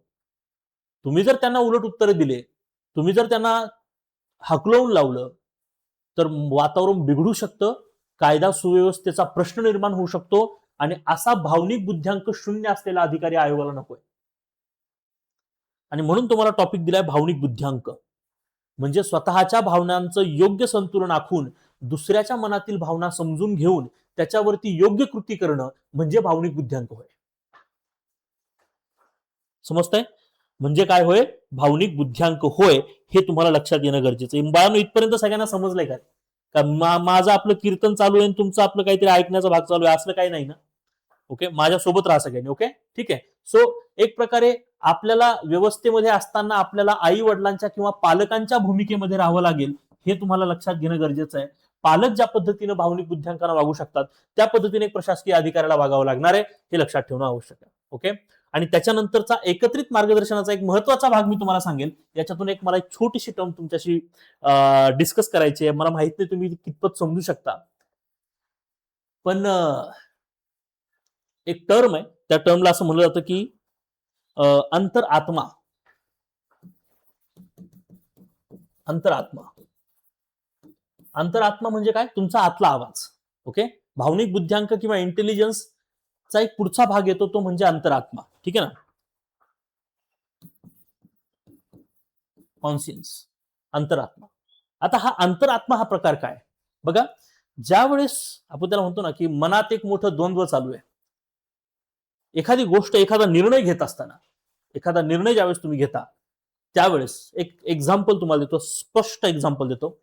तुम्ही पोलीस फोर्स मधले एक चांगल्या दर्जाचे अधिकारी आहात, तुम्ही डीवायएसपी आहात किंवा तुम्ही आयपीएस आहात, तुम्ही एसीपी आहात वगैरे. तुमच्याकडे कमरेला एक सर्व्हिस रिव्हॉल्वर दिलेली आहे आणि तुमच्या समोर एक प्रसंग असा आहे की एका महिलेवरती बलात्कार होतोय आणि तो बलात्कारी त्या महिलेवरती जोरजबरी करतोय आणि पुढे एक मोठी भिंत आहे आणि तुम्हाला त्या बलात्काऱ्यांचं फक्त काय दिसतंय? डोकं दिसतंय. काय दिसतंय? डोकं दिसतंय. तुम्ही काय कराल? तुम्ही काय कराल? Please answer. तुम्ही काय कराल? याच्यातून तुमचं अंतरात्मा, आता इथं तुम्हाला तुमचं intelligence, emotional intelligence, aptitude, attitude, हे सगळं वापरावं लागेल आता. आणि ह्या सगळ्यांचं जे द्वंद्व आतमध्ये चालेल ना, आणि त्याच्यातून जो निर्णय येईल ना, तो निर्णय समोर येईल. आता बघा, प्रयत्न करायचं, उत्तर द्या.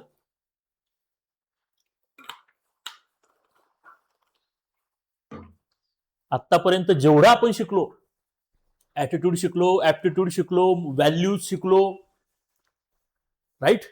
ओके. आणि जे काही शिकलो त्या सगळ्यांचा सार म्हणजे काय माहिती? आता अंतरात्मा. आता तुम्ही मला सांगा की तुमचा अंतरात्मा काय म्हणतोय?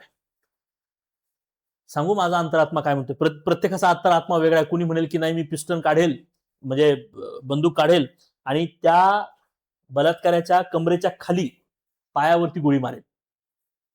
तो माझ्या ट्रेनिंगचा भाग आहे म्हणे, ऍप्टिट्यूड.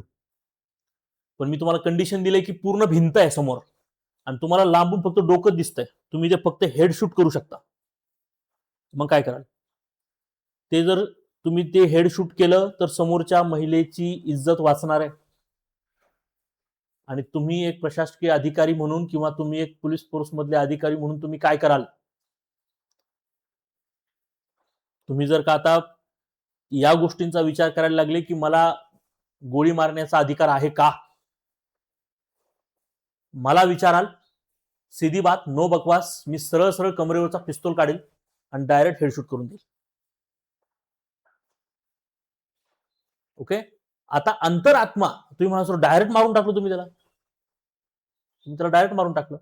माझ्याकडे त्या सिच्युएशन मध्ये शक्य असलेले पर्याय, अधिकारी ज्यावेळेस निर्णय घेतो त्यावेळेस तो हे चेक करतो की माझ्याकडे काय काय मध्यस्थ मार्ग निघण्याचे पर्याय आहेत ते बघतो तो पहिले आणि त्याच्यातून एक बेस्ट मार्ग चूज करतो. माझ्याकडे एकच पर्याय आहे, मला त्याचं डोकं दिसतंय बस, आणि हाच तो चान्स आहे. त्याच्या पाठीमागे मला जर कदाचित त्याचा पाय दिसत असला असता तर मी त्याच्या पायावर गोळी मारली असती आणि पळत पळत जाऊन त्याला धरलं असतं. पण साहजिक आहे की कंडिशन अशी आहे की ते काहीही करू शकतील, मे बी तिचा जीव घेऊ शकतील, म्हणून मला डोकं दिसतंय आणि मी पटकन, कुणी म्हणलं मी हवेत गोळीबार केला. चला, हवेत गोळीबार करून सुद्धा त्यांनी ऐकलं नाही, मग काय कराल? त्यांच्याकडे शस्त्र आहेत, तुम्ही हवेत गोळीबार कराल तर ते काउंटर फायर करतील तुम्हाला, मग तुम्ही काय कराल? किंवा तुम्ही हवेत गोळीबार केला तर घाबरून ते समोरच्या व्यक्तीला मारून टाकतील, मग तुम्ही काय कराल? तुमच्याकडे सिच्युएशन अशा येतात प्रशासनामध्ये की त्यावेळेस तुम्हाला अंतरात्म्याचा आवाज ऐकावा लागतो. त्यावेळेस तुमचा ऍप्टिट्यूड, ऍटिट्यूड, व्हॅल्यूज आणि इंटेलिजन्स अँड इमोशनल इंटेलिजन्स सगळं गायब करावं लागतं आणि तुम्हाला एकच आवाज ऐकावा लागतो. आणि तो कुठेतरी मला वाटतं इमोशनल इंटेलिजन्सशी खूप जवळचा आहे. भावनिक बुद्ध्यांकाशी खूप जवळचा आहे, आणि त्यावेळेस तो आहे तो अंतरात्म्याचा आवाज. एक थिअरी आहे, खूप मोठी थिअरी आहे त्याच्याविषयी. मी ते तुम्हाला नंतर ज्यावेळेस मी अंतरात्मा वगैरे हे ज्यावेळेस शिकवत असेल ना, त्यावेळेस मी तुम्हाला ते थिअरी सांगणारच आहे. ओके, की या थिअरीमध्ये खूप क्लिअरली असं स्पष्टपणे म्हणलं गेलेलं आहे, म्हणजे या थिअरीमध्ये, की यामध्ये ते म्हणतात की जो सिद्धांत आहे जो काही मी म्हणेल, सॉरी, मानसशास्त्र जो आहे, या मानसशास्त्राचा एक सिद्धांत आहे. तसे खूप सारे दार्शनिक सिद्धांत मानसशास्त्रामध्ये मांडले गेलेत, आणि मानसशास्त्रामध्ये हे पण सांगितलं गेलंय की जेव्हा केव्हा क्रिटिकल कंडिशनमध्ये निर्णय घ्यायची वेळ येते, तुमच्याकडे काही पर्याय नसतो, त्यावेळेस तुम्ही हमेशा अंतरात्म्याचा आवाज ऐका. ओके, किर्केगार्ड नावाचा एक सिद्धांतवादी व्यक्ती आहे, आणि मानसशास्त्रामध्ये ते सिद्धांत खूप फेमस आहे. ते म्हणजे की महानातील महान व्यक्ती, जो कोणी महान व्यक्ती आहे, समजा महानातील महान व्यक्ती म्हणण्याचा अर्थ ज्याचे व्हॅल्यूज वगैरे खूप छान आहेत, महानातील महान व्यक्तीचा निर्णय तोपर्यंत योग्य नसतो जोपर्यंत तो निर्णय त्यानं अंतरात्म्याच्या आवाजातून घेतलेला नसतो. हा सिद्धांत आहे. महानातील महान व्यक्तीचा निर्णय सुद्धा तोपर्यंत योग्य नसतो ज्यावेळेस त्यानं त्या निर्णयाची तपासणी अंतरात्म्यातून केलेली नसते. ठीक आहे, इथिक्स मध्ये सगळ्यात महत्वाचा सिद्धांत आहे, हे लक्षात ठेवा. ओके, अंतरात्मा. साहजिक यूपीसी करताय, ऑप्शनल घेताना तुम्ही कन्फ्युज होता, हिस्ट्री ऑप्शनल घेऊ का अमुक दुसरा ऑप्शनल घेऊ, आणि अशा वेळेस तुम्ही कन्फ्युज होताय. आणि लक्षात घ्या, ज्या प्रत्येक मार्गावर गेल्यानंतर तुम्हाला एक तरी खडतर जागा येते, किंवा एक तरी हार्डल तुम्हाला दिसतं, आणि त्यावेळेस तुम्हाला वाटतं की हा निर्णय माझा चुकीचा आहे. आपल्या मनामध्ये ना अंतरात्मा असा का करतो, किंवा अंतरात्म्यात असा निर्णय घेत असताना, असे ज्यावेळेस आपण डिसिजन घेत असतो, त्यावेळेस खूप सारे असे प्रॉब्लेम्स काय येतात ना, त्याची दोन गोष्टी आहेत. एक तो है आपका दिल, और दूसरा है आपका दिमाग. एक है आपका दिल, दूसरा है आपका दिमाग. ठीक आहे ना, एक खूप थोडक्यात सांगतोय, म्हणजे हे मी खूप वरवर सांगतोय, अजून याच्यात खूप डिटेल गोष्टी आहेत. ज्यावेळेस मी त्या मुद्द्यांवर येईल बॅचमध्ये, त्यावेळेस मी तुम्हाला ते सांगेलच, परंतु हे खूप साधारणपणे समजून घ्या की म्हणजे तुमच्यामध्ये हमेशा तुमचं मन आणि तुमची बुद्धी याच्यामध्ये एक द्वंद्व चालू असतं. त्याला टेक्निकल वर्ड्समध्ये, मानसशास्त्राच्या टेक्निकल वर्ड्समध्ये त्याला सुपर इगो आणि इड हे दोन टर्म्स आहेत. Okay, always super ego versus id ही फाईट चालू आहे तुमच्या मनामध्ये. आता तुम्ही म्हणा, सर सुपर इगो काय आणि इड काय?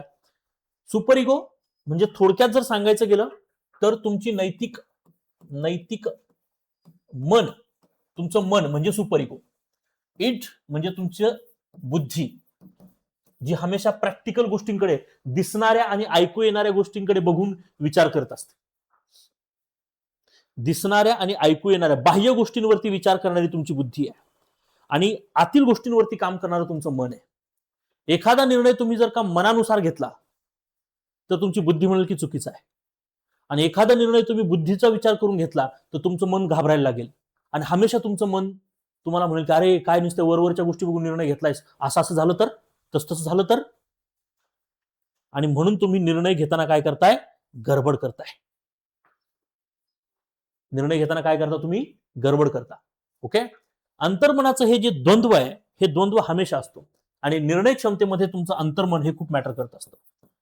आणि हे अंतर्मन चांगल्या पद्धतीने तयार होण्यासाठी तुमचा ऍटिट्यूड, तुमचा ऍप्टिट्यूड, तुमच्या व्हॅल्यूज, तुमचे इंटेलिजन्स, तुमचा इमोशनल इंटेलिजन्स चांगल्या पद्धतीने बिल्ड होणं गरजेचं आहे.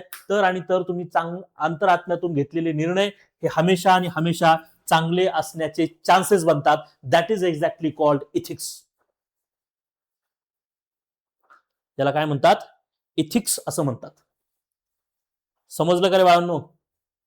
मी तुम्हाला पहिल्या सेशनमध्ये इथिक्सची तोंडओळख करून दिली, आणि या सेशनमध्ये तुम्हाला मी इथिक्स मध्ये लागणाऱ्या बेसिक टर्म्स सांगून इथिक्स काय या गोष्टीपर्यंत आपण आता पोहोचलेलो आहोत. ठीक आहे, आणि म्हणून मित्रांनो लक्षात घ्या की इथिक्सची जी ही बॅच आहे, बऱ्याच विद्यार्थी आता विचारतायत मला की सर इथिक्सची नवीन बॅच केव्हा सुरू करताय? ओके, 9 जुलै रोजी आपण इथिक्सची बॅच सुरू करतोय. ही बॅच जी सध्या मुलं एमपीएससी मुख्य परीक्षा 2026 साठी तयारी करताना इथिक्स मध्ये काय करावं समजत नाही, वाचून पण कळत नाही, लेक्चर करावे लागतील, तर यासाठी मित्रांनो ही बॅच अवेलेबल आहे. 70 दिवसात अभ्यासक्रम पूर्ण होणार आहे, कारण साधारणतः पहिल्या टॉपिकला साधारणतः 8 दिवस लागतात, कारण तुम्ही नवीन असता.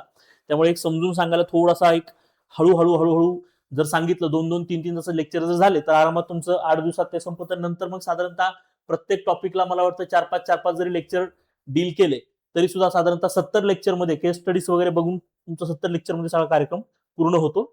लक्षात घ्या, साधारणतः 1 वर्षाचा ऍक्सेस या बॅच मध्ये मी तुम्हाला दिलेला आहे. मराठी माध्यमातून शिकवलं जाणार आहे. पॅरल इंग्लिश वर्ड सुद्धा मी तुम्हाला सांगणारच आहे. ओके, लक्षात घ्या की संपूर्ण पीडीएफ नोट्स ज्या क्लास नोट्स आहेत त्या तुम्हाला मिळणार आहेत. ओके, त्या काही प्रिंटेड नाही आहेत, त्या काढलेल्या नोट्स आहेत माझ्या, त्याच तुम्हाला मी देणार आहे. स्पेशल मार्गदर्शन, कारण याच्यामध्ये प्रिंटेड नोट्स म्हणजे ती प्रिंटेड भाषा वगैरे नाही फिक्स करणार तुम्हाला. ते जे मी तुम्हाला शिकवलंय आणि मी जे तुम्हाला क्लासमध्ये मी जे काढलेले नोट्स आहेत त्या जर दाखवल्या तर बरोबर तुम्हाला ते समजणार आहे. बेसिक टू ऍडव्हान्स संकल्पना तुमच्या स्पष्ट होणार आहेत, हे लक्षात ठेवा. एमपीएससी 2026च्या मुख्य परीक्षेचा विद्यार्थी सुद्धा ह्या बॅचला बसू शकतो. ज्या विद्यार्थ्यांना 2027 ची तयारी करतायत आणि मेन्सची तयारी आता करून ठेवायची, ते विद्यार्थी सुद्धा ह्या बॅचला बसू शकणार आहेत. म्हणूनच मुद्दामून मी 1 वर्षाचा एक्सेस या बॅच मध्ये ठेवलेला आहे. 9 जुलैला ही बॅच जी आहे मित्रांनो चालू होतीये. या बॅचची फीस जी आहे ती 2299 रुपये फीस आहे. ही तुम्ही 2 टप्प्यामध्ये पेड करू शकता. येते लक्षात. अधिक माहितीसाठी तुम्ही मला 96045728 या नंबरवरती कॉन्टॅक्ट करू शकता किंवा डिस्क्रिप्शन बॉक्समध्ये कॉन्टॅक्ट नंबर पण दिलेला आहे. ऍप्लिकेशनची लिंक पण दिलेली आहे, टेलिग्राम चॅनलच्या लिंक पण दिलेल्या आहेत. तर एकदा तुम्ही डिस्क्रिप्शन बॉक्समध्ये नक्की व्हिजिट करू शकता. ठीक आहे, चालेल.